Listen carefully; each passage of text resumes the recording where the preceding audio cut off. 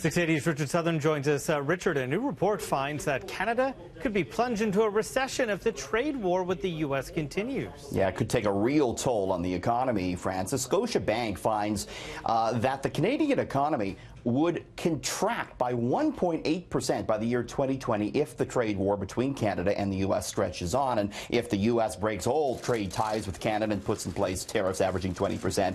Then if that happens, we're looking at a recession 2 years from now. The U.S. economy, it finds, would contract too, but only by 0.1%. So Canada and Mexico would suffer much more economically than the United States. TD Bank said if Trump puts tariffs on the auto industry, that could affect the economy even more negatively. So these reports, Francis, highlight the need for a renegotiated NAFTA, but with elections on the way in the U.S. and Mexico, it doesn't look like we're going to see that until at least next year. But, you know, it is Trump's trade war with China that could benefit Canada in one big way. Yes, lobster. China has a big taste for that crustacean. And what has China done now, Francis? They have added lobster to the list of retaliatory U.S. tariffs, meaning China may be about to buy a lot more Canadian lobster. China's interest in lobster in general has grown exponentially in the last few years. Selling it to China has become a major focus of the lobster industry, both in Maine and in the Canadian Maritimes. Canadian lobster sales to China have already quadrupled over the past few years and again could be set to rise even more. And that could push prices up. By the way, if you like lobster, this is the best time of year, the cheapest time of year to buy it here in June, Francis. So there's this new survey out that finds a shocking number of workers have done the business at their place of business. Taking care of that type of business, Francis. That type. 14% of workers surveyed said they'd have had sex at work. My goodness, 1 in 5 said they've been caught, so it's risky business. 1 in 10 said they've done it with the boss, Francis. 34% of those who did that said they did it to move up the corporate ladder. Yeah, there may be an advantage to it. 55% said it made them more productive at work. Absolutely.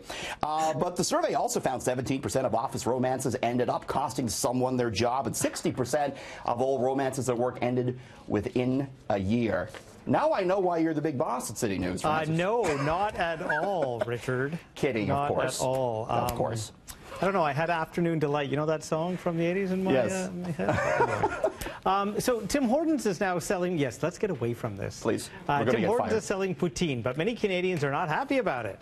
No, they're not. So this is the Timmy's Poutine here. They make it using their oven-cooked potato wedges. And so, yeah, some people are tweeting in saying, wait a minute, I don't like this idea. Look at this first tweet. It says, is Tim Hortons really using seasoned potato wedges in poutine? Yikes.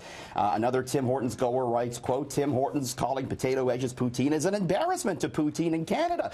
Not everyone was so upset, though. Another gentleman writes, the most Canadian thing has happened, guys. A poutine at Tim Hortons doesn't get any better than that. The reason why they're doing this, Francis, is clear. New stats from the NPD Group show that Canadians last year spent almost $500 million on poutine. That's why you're seeing it on menus everywhere. Doritos, sticking with the food theme, is launching the world's largest chip. Yes, the size of your head. It's a foot-long Dorito. Look at that. And it's a promotional tie-in with the new Jurassic World movie. The gigantic potato chip, available only through the Doritos website, comes in a dinosaur egg. The good news, Francis, all the proceeds for the gigantic Dorito going to charity. What kind of box does that come in? Comes in a giant egg to promote the movie. So don't have too many of those. Probably quite caloric indeed. True, true. Thank you, Richard. We'll see you tomorrow. Yeah.